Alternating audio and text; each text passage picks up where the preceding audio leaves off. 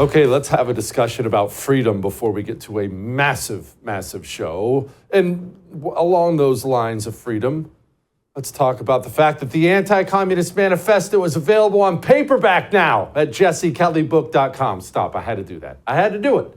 But actually, along those lines, this is one of the things that's written in that wonderful book, because we're about to talk about freedom, freedom of speech, communism, control, slavery, NATO, all those spicy things. Quote, by classifying words as correct or incorrect, the communist is limiting the scope of acceptable speech. If he doesn't want you to say something, he will forbid you from using the words needed to say it. He's building walls around you and boxing you in. Now, before we get to Germany and NATO and slavery and things like that, I just think it's important to go back to step one, right? Let's go back to the basics, if you will. Because we all need that from time to time. I need it, you need it. I understand you're a political person. That's why you're here watching I'm Right on the First. So you're hyper-informed and you get the Constitution and freedom and history. And I understand that you know these things, but even a professional boxer has to go back and work on his footwork from time to time. The basics. Freedom. What does that mean? Why is it even important? We love to use the word. I do. I'm a red-blooded American. You do. Land of the free, freedom, free. But what does it mean?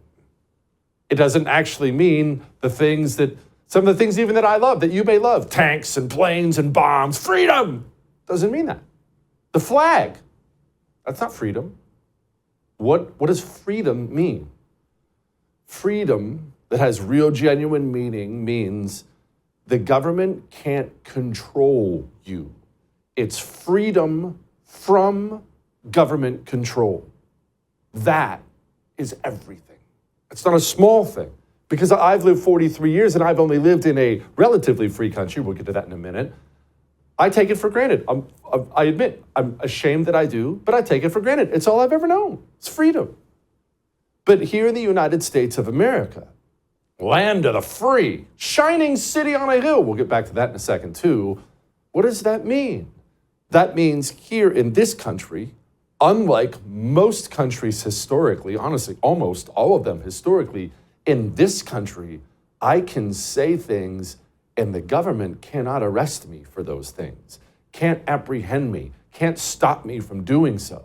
Now, we love that. We love that when we talk about popular things. If I was to sit here on I'm Right and tell you, I love puppies, you would never want the government arresting me for that. I love Jesus, you would never want the government coming down on me for that. But what if I said things that were ugly, nasty? I love Hitler. I hate Jews. I hate Christians. I hate white people. I hate black people. I hate pick the horrible thing you could say. I hate puppies. You know, real, genuine freedom means you may hate me for saying those things, and I would hope you would dislike me if I said those things, but you wouldn't want the government to stop me. That's real freedom. Can the government stop you from saying things, owning property, having weapons? Can the government stop you from doing so? And governments have always, why is it so rare here? Because governments have always wanted to stop people from doing so. If I so desired right now, I could right now on camera say emphatically that I hate Donald Trump's guts, and I think he's ugly, and J.D. Vance is stupid, and I despise all these people. And I don't feel that way, but if I did feel that way, I have the freedom to say it. And nobody can stop me from saying it. Try insulting the king in most countries historically. See how that goes for you. It's everything that we have that freedom here. That's what it means. But over time, part of the reason you and I have to go back to the basics, over time we lose sight of that. And as we lose sight of that, as we take it for granted, as I take it for granted, evil tyrants here, domestically and around the globe, have taken advantage of it, because government, back to what we were saying, has always wanted to control your speech, control your thoughts, as I laid out in the book. They've always wanted that because, let's be honest, if you can strip the morality of somebody, if you take morality away from it, act like there is no such thing as morality, isn't a slave always better than an employee? Again, set aside your moral compass. If I have no moral compass at all, and let's say I need 5 producers for the show.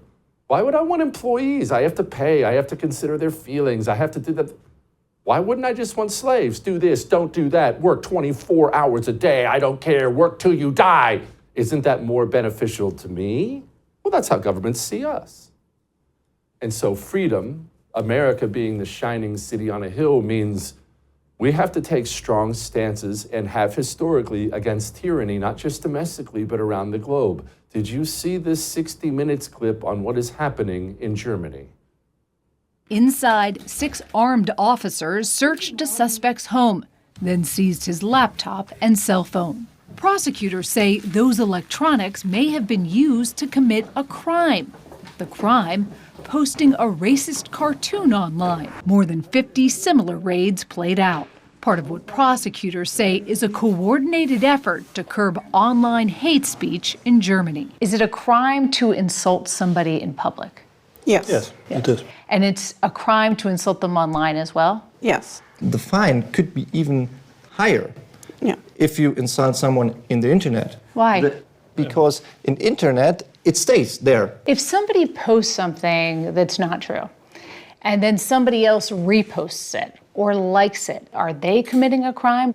Yeah, in the case of reposting, it is a crime as well, because the reader can't distinguish whether you just invented this or just reposted it. That's the same for us. And that brings me to what J.D. Vance said overseas. I'll get to us domestically here in a few. I want to focus on something incredible, amazing that happened last week, something we already discussed a little bit, but there's a lot to be excited about during the first month of Donald Trump's presidency. I admit that. I'm happy about the deportations, the cleaning out of the government, things like that, but I don't know that there's anything that makes me as excited and hopeful for the future, I guess I'll put it that way, as the speech J.D. Vance gave in front of the European Union. And let me explain why before I play a little excerpt of it. It excites me because that shining city on a hill, Reagan described America as that shining city on a hill, that means something too. It's more than just a wonderful saying, a wonderful quote we use. That means the United States of America has a role, in my mind, has a duty to be a shining city on a hill for the rest of the world. And oftentimes, that means being forceful, being vocal when we see freedoms being smashed, not just in these traditional dictatorships we love to rant about all the time, not just in North Korea, as the shining city on a hill, as the land of the free.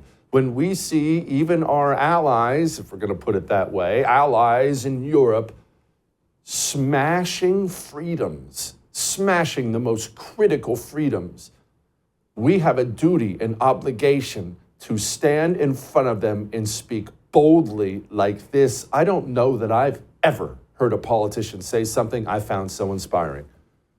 I believe that dismissing people, dismissing their concerns, or worse yet, shutting down media, shutting down elections, or shutting people out of the political process protects nothing. In fact, it is the most surefire way to destroy democracy. And speaking up and expressing opinions isn't election interference. Even when people express views outside your own country, and even when those people are very influential. And trust me, I say this with all humor, if American democracy can survive 10 years of Greta Thunberg scolding, you guys can survive a few months of Elon Musk. But what no democracy, American, German, or European, will survive is telling millions of voters that their thoughts and concerns, their aspirations, their pleas for relief are invalid or unworthy of even being considered.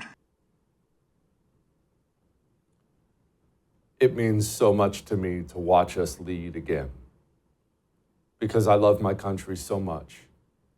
I want us to do more than just embrace freedom domestically. We'll get to that in just one second here. I want us to be that shining city on a hill.